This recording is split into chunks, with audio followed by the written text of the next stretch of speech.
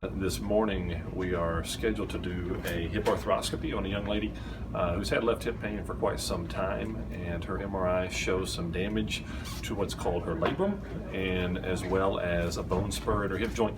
And through the new technology using a hip scope, we're going to go take the bone spur off and address any pathology she has with the hopes of a minimally invasive surgery, giving her a faster recovery and get her back to her activities of daily living. So we're about to go in there and we'll see how it goes.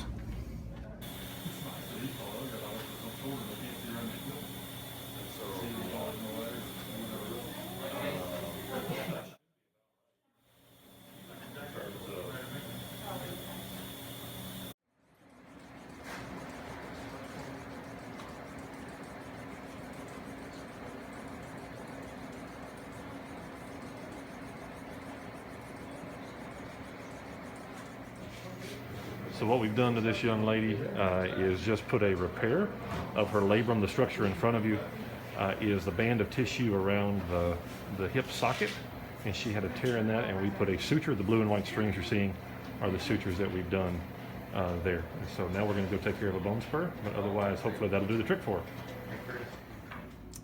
Hey, this is Dr. Stevens again, over here at the Surgery Center with Henry County Medical Center. We just finished up our first hip arthroscopy case.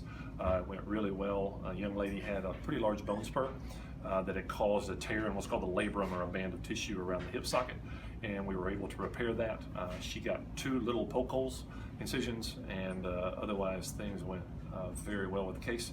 Excited to use this new technology here at Henry County, and we'll see how she does once we see her in the clinic and follow up and going from there. Thank you all for watching.